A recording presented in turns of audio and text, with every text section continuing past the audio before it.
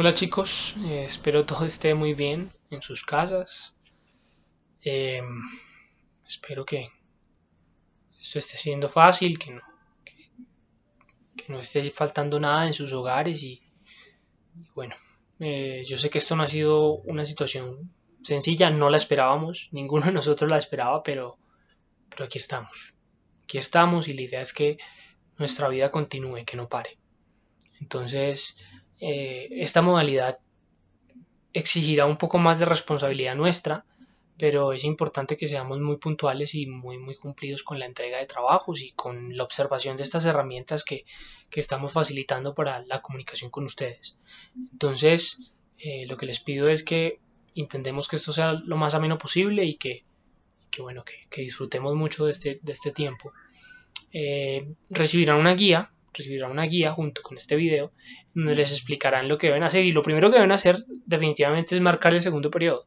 Marquen el segundo periodo, marquen los temas que también estarán en esa guía, ahí verán los temas que veremos en este periodo. Eh, Parecen muchos, pero no lo son, no se preocupen.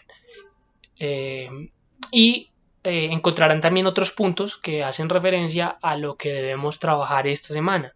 Y vamos a empezar a hablar sobre, bueno, ya ustedes hicieron un trabajo muy especial que espero lo hayan hecho todos, es sobre el abandono estatal de Colombia y bueno, sobre algunas cosas como posición en la Tierra y latitud y longitud y lo que significa eso. Sin embargo, más adelante ahondaremos un poco más en esto. Ahora, en Colombia, la actividad económica en Colombia ha cambiado mucho. De hecho, Colombia, yo no sé si les conté en clase, pero por ejemplo, el café fue un accidente en Colombia, porque muchos habitantes de Antioquia se movieron a lo que hoy es el eje cafetero, eh, el mayor productor, en la zona de mayor producción de café en Colombia, y para poder asentar ahí, para poder construir ahí sus fincas, lo que debieron hacer fue talar árboles.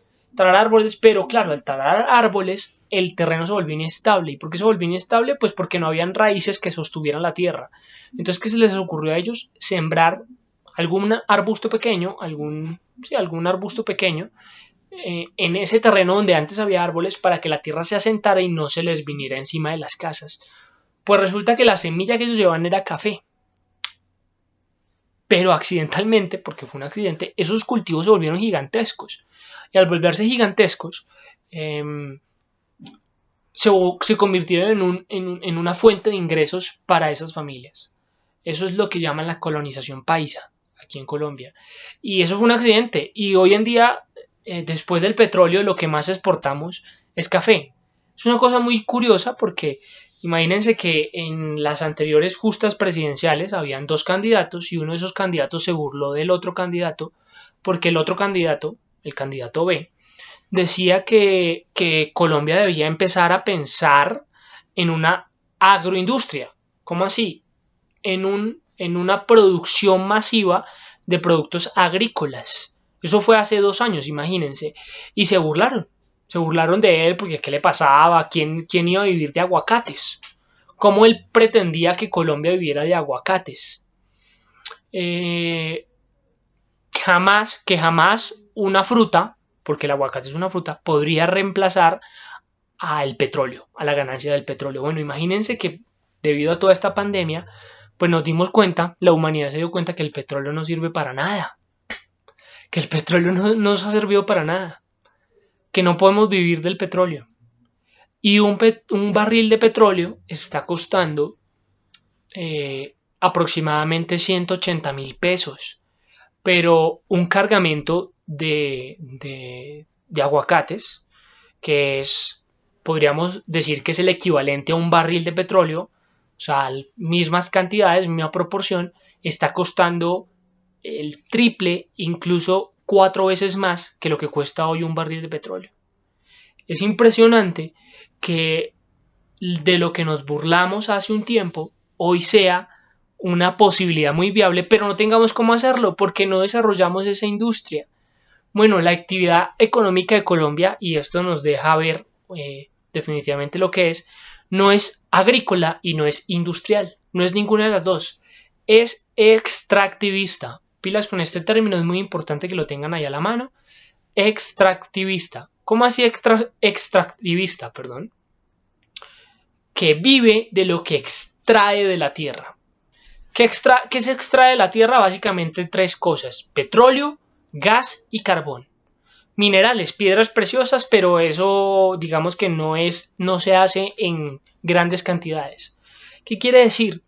Que Colombia estaba viviendo de lo que lograba sacar de carbón y de petróleo, pero resulta que esas dos cosas ya no las están comprando. O ya hay gente que vende eso en grandes cantidades. Por ejemplo, el petróleo. Rusia y Arabia Saudita venden mucho petróleo. Entonces Colombia no puede competir contra el petróleo que ellos venden. Por eso justamente es que la economía colombiana se ha debilitado tanto. Porque dependen de lo que sacan como materia prima. Pero ya nadie quiere comprar el petróleo colombiano. Entonces por eso es que la economía está tan débil. Ahora, ¿cuál es la solución? Bueno, la solución sería mudarnos a otro modelo de producción económica, como por ejemplo la agrícola, fortalecer el campo colombiano. ¿Cuál es el problema? Que ahí hay muchos inconvenientes porque, como yo les contaba un poco, la guerra en Colombia ha dificultado mucho que el campo colombiano sea un lugar o un espacio de producción. Ese ha sido el problema. Pero sin lugar a dudas, Colombia debe mudar hacia un modelo agrícola mucho más sostenible y de producción a grande escala para que nuestra economía se fortalezca. Entonces, bajo toda esta dinámica, Colombia firmó una cosa que se llama Tratado de Libre Comercio. Verán un video en la guía verán un video en donde les explican que es un tratado de libre comercio, pero básicamente se trata de que dos países, voy a poner el ejemplo de Colombia y Estados Unidos, que es uno de los tratados de libre comercio vigentes, dos países se ponen de acuerdo para intercambiar libremente lo que producen. Entonces, por ejemplo, voy a poner un ejemplo muy sencillo con uno de ustedes. Yo estoy con Barajas es el representante de Estados Unidos, y Andrés, el profesor Andrés, es el representante de Colombia. Entonces yo me pongo de acuerdo con Barajas para intercambiar libremente lo que nosotros producimos. Resulta que yo hago muñecos de plastilina muy chéveres y él hace muñecos de foamy muy chéveres. Entonces nuestro negocio es que él puede vender sus muñecos en mi país libremente con muy poquitos impuestos, y yo puedo vender en su país mis muñecos de plastilina con muy poquitos impuestos. ¿Cuál es el gran problema de esto? Que es una competencia desigual. Porque resulta que mientras que en el país de Barajas hay 80 fábricas de muñecos de foamy, en mi país solo hay 2 fábricas de muñecos de foamy.